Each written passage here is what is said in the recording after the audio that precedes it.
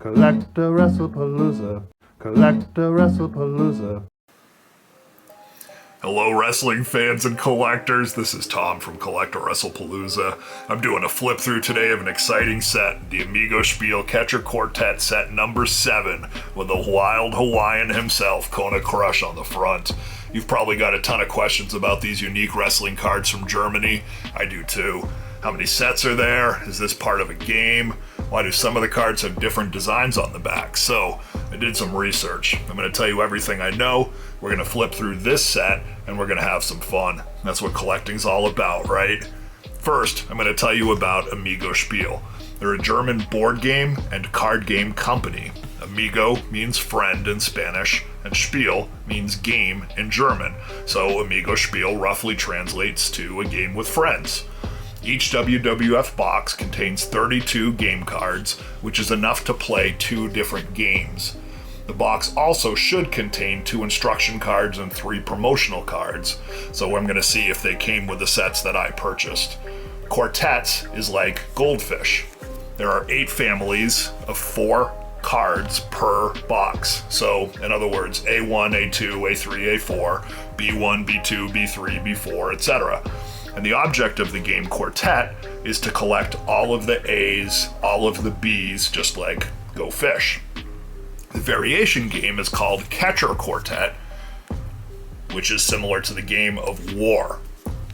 Catcher Quartet roughly translates to catcher, and each card back has a move, so certain moves beat other moves like a game of rock, paper, scissors. And like the game of War, the winner is the player who collects most of the cards.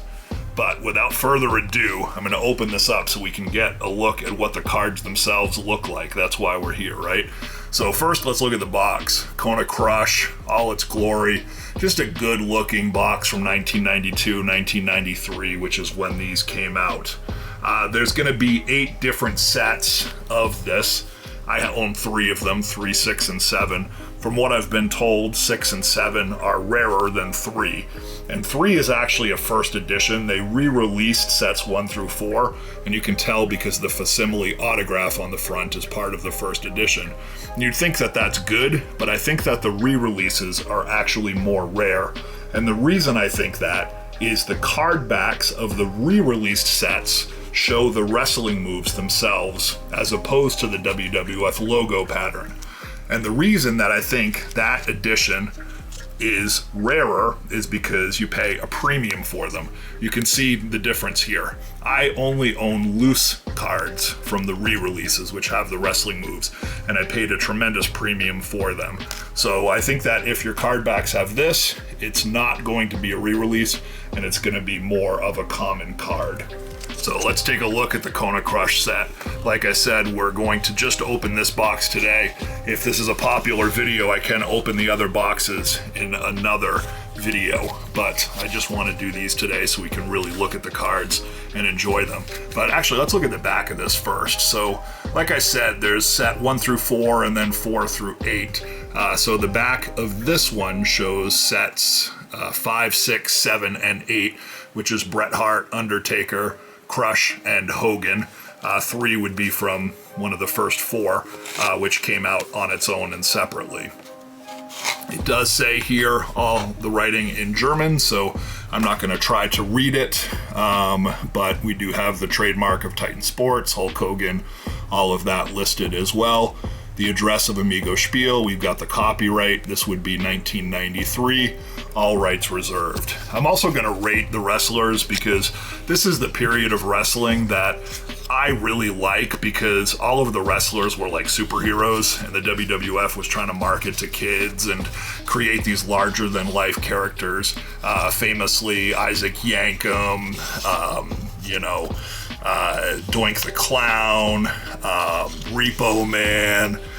Who's the name of that one that was like the Cape Fear wrestler that wasn't Barry Windham? It was the Dan Spivey when he came in. If you can remember what his name was, please leave a comment. But that was another one. A great legend wrestler like Dan Spivey comes to the WWF, gets rebranded by Vince McMahon, and then essentially loses his career. But now looking back, it's all the more glorious because what an interesting time to watch the sport of wrestling.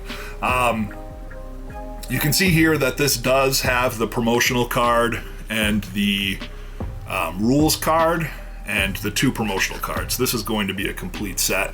And this does look to be in pretty good condition. Just looking at the edges and the surface, I don't see any major flaws, but game cards are notoriously easier to grade because they don't have corners. They have rounded corners. So first off, we've got Bret Hart. On the character scale from 1 to 5, 1 being a professional wrestler, 5 being a comic book hero, Bret Hart is somewhere in the middle. I'd say a 2 or a 3. He's the technician. He's the excellence of execution. So you have to say that he's a wrestler. But if you look at him here, he does have the motorcycle jacket, and he's somewhat cartoonish, being the hitman with his sunglasses. So that's why he's not a 1 of just the technician of the sport. I would say a technician would be someone like Arn Anderson. You know, that's someone who's, there's no muss, no fuss about Arn. He's not a comic book superhero. He's a professional wrestler. With a capital W. And Bret Hart, like I said, 2 or 3. Really nice Bret Hart card though. This is A1. You can see it's off center, left to right, so I don't know how that would affect the grade, but I'm more interested in these in being a complete set than I am in grading each individual one. But really nice Bret Hart card from 1993. Really nice Undertaker card. There is a slight print imperfection there, right over A2. I don't know if the camera can pick it up. This one is centered better than the Bret was, but it is still weighed a little heavier to the left.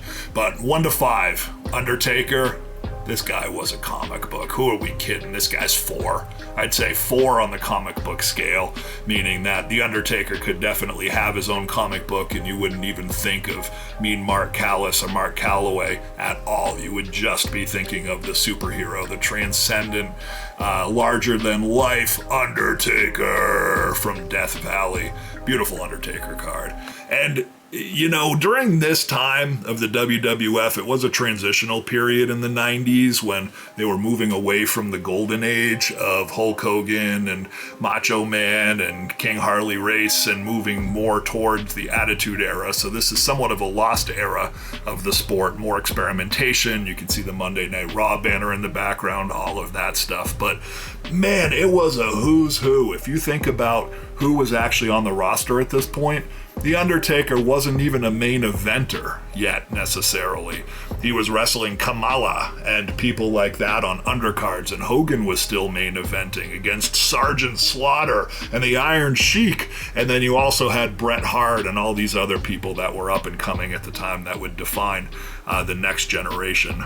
Stone Cold and Rocky Maivia and Big Boss Man was starting to, end his career, and all these great transitional period in the sport when some of the legends were ending their career and some of the newer folks were coming up. So a really ripe time to watch professional wrestling. But getting back to this, let's rate this Hulk Hogan card 1 to 5. Again, I would say Hogan is more on the comic book side than he is on the wrestling side. So I'd give him a 4.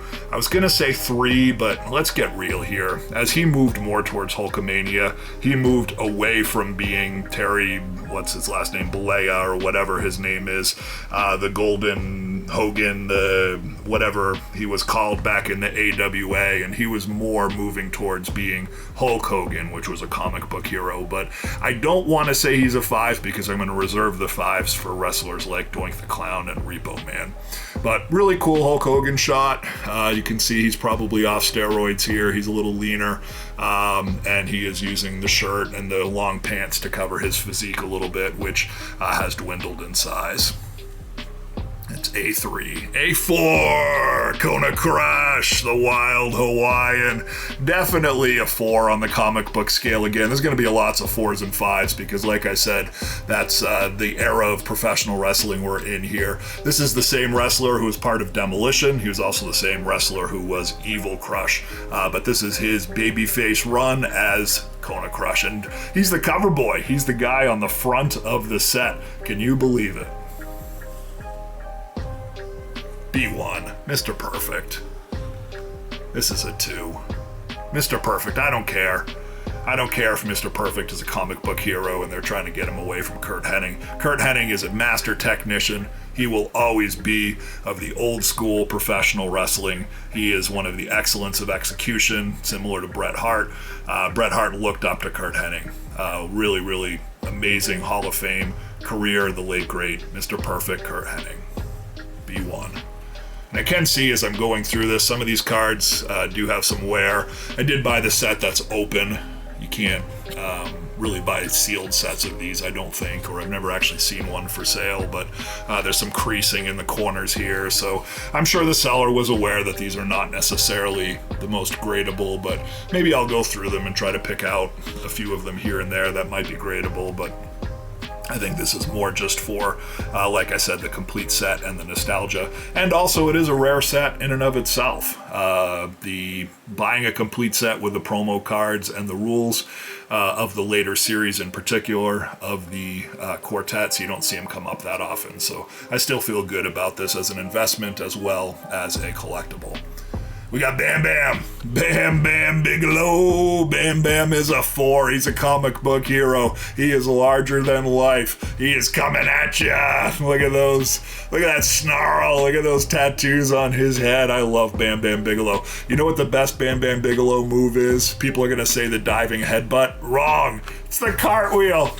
Look at this. This guy did cartwheels in the ring. I love Bam Bam Bigelow, one of the most underrated superstars. I wish that he had won a major championship back at WrestleMania 3 or 4 or 5 or somewhere around there. I guess 3 would have been too early for him, but he was not as respected as I think he could have been if Hogan and the Warrior and Macho Man were not at the top of their game at that point.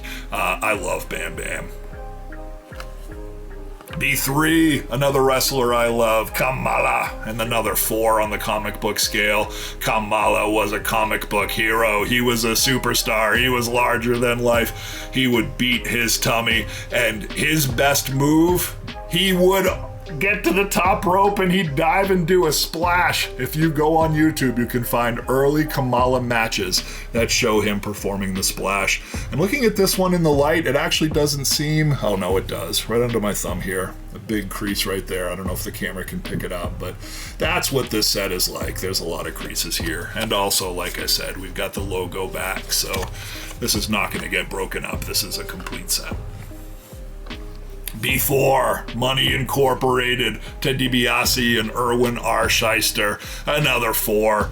This is the great, you know, one thing I love about WWF is a great representation of money and the evils of money as a heel character getting heat. Something that causes people a lot of stress. People don't like their boss. They don't like the tax man. They don't like all of these things that are bleeding them dry of their hard-earned cash. And WWF was able to make a comic book character heel of that menace in society. I love it. I love the $1 Million Man. I love IRS. Similar to Honky Tonk Man is another one of my favorite heels. Not the biggest wrestlers, but just a really brilliant, poetic heel persona in this era of professional wrestling. This is Money Incorporated. Now we're moving on to the C's. We did the A's and the B's. As I said, A1, A2, A3, A4. So in the Goldfish game, you'd want to collect all the A's, all the B's.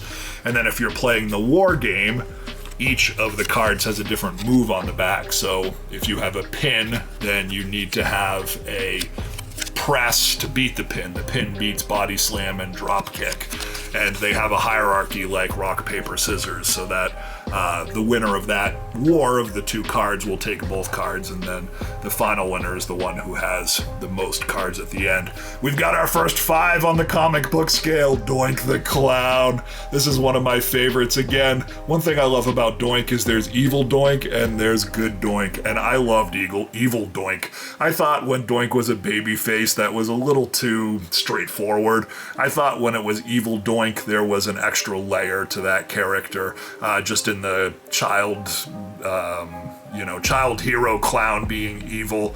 I thought was brilliant and had some nuance in it.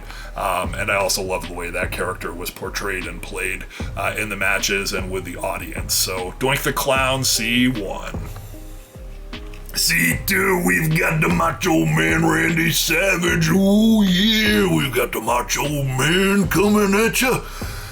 Macho Man Randy Savage. What else is there to say? This is a 4 on the comic book scale. Macho Man, but actually I'm going to bump it back to a 3 because we've got all kinds of 4s, and his name actually says Randy Savage, which even though that's not his real name, that is a potential real name, so we'll make Randy Savage a 3. And interestingly, he's in the announce booth here, I think. He's got his announcer's jacket on. He's all dressed up. This is what the Macho Man wears when he needs to be formal. Oh yeah. He's got his gig, he's ready to go. Macho Man Randy Savage. And we've got Big Boss Man coming at ya. He's got his nightstick. I don't like the Big Boss Man, I never did. I mean, I love him as a wrestler, but gosh, when I was a kid, he would beat up the opponents. He has the Confederate flag on his shoulder. I just kind of felt like, I guess that's not the Confederate flag. Maybe that's the flag of Georgia from where he's from, but it just reminded me too much of that, and that rubbed me the wrong way a little bit, that he'd beat up his opponents with a nightstick and be the evil cop. So, but on the comic book scale, we gotta give him a 5, the Big Boss Man. Tatanka, again, comic book scale, portrayal of Native Americans, but I think he was a proud Native American himself. Correct me if I'm wrong, viewers, please, but we're going to give Tatanka a 3, right up the middle, because traditional professional wrestler, also comic book hero, but I think that he was being portrayed more as a legitimate Native American as opposed to as a portrayal of a Native American. At least that's what I think WWF was hoping. I don't know if that actually came across. If you do have some comments on that, please let us know. D1, we've got Virgil. Virgil's a 3, right up the middle. Bodyguard of Ted DiBiase, went off on his own, went to the candy cane store and bought some wrestling tights. That's Virgil's story. D1. Papa Shango, Papa Shango, Papa Shango. I love Papa Shango. If you watch my channel, you know that this is one of my favorite wrestlers of all time. Any Papa Shango card I love to have in my collection. This is a 5. Papa Shango is a comic book hero. This is not a wrestler. This guy has transcended to be the voodoo master, Papa Shango. All right, we got to speed this up here. We still have plenty of cards to go. We got Shawn Michaels. He's got his jacket in his hands. This is a cool card of Shawn Michaels. Really cool representation of him. He's looking like Big Daddy Cool. I know Big Daddy Cool is Diesel, but I think Shawn Michaels always wanted to be the real Big Daddy Cool. Just look at his mullet, look at his face, look at his motorcycle gloves. He's ready to go. He's ready to rock and roll with the boys. He's a 3, right in the middle. Actually, I'm even going to give him a 2. He's a comic book character, but I also think that he weighs more on the professional wrestler side. His name is just Shawn Michaels. You can call him the sexy boy, you can call him all these other things, but it wasn't officially part of his wrestling name. He was Shawn Michaels, and he did stay true to some of the wrestling roots with the AWA and World Class Championship Wrestling and all that sort of stuff that I think he was involved in before the WWF. Repo Man, number 5. This is Kona Crush's partner in Demolition. Can you believe that? Repo Man. I always think he looks like the gravy robber from Tim and Eric's Awesome Show. Great job. He's got a rope. He's ready to catch some folks. He's ready to catch the gravy nabbers. So if you have gravy on your table, watch out, because the Repo Man's going to come up and snatch your gravy away from you. Your precious, precious gravy. Hacksaw Jim Duggan. Ho! 3. Jim Duggan, he still has a name involved with him, even though he is the Hacksaw. Actually, he may be a 2 as well, just because there's a lot of 3s and 4s, so let's give Jim Duggan the benefit of the doubt. Let's make him a 2, because his finishing move was a football maneuver. It wasn't even a wrestling move, so he is not a comic book guy. He is a tried and true tough guy. Hacksaw Jim Duggan. One of my favorites. Look at this card, Razor Ramon. This one's actually in better shape than some of the other ones. A little off-center, but otherwise it looks pretty good.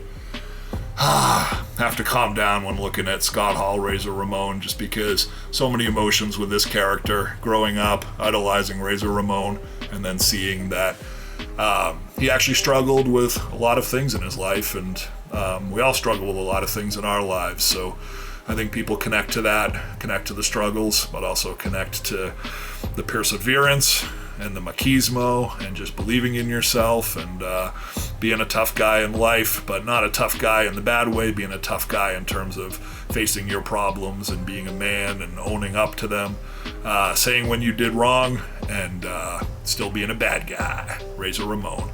Scale of 1 to 5, I guess he's probably a 3. He's right up the middle. Even though he is Razor Ramon and he is a comic book character, he's still Scott Hall, so he's a 3.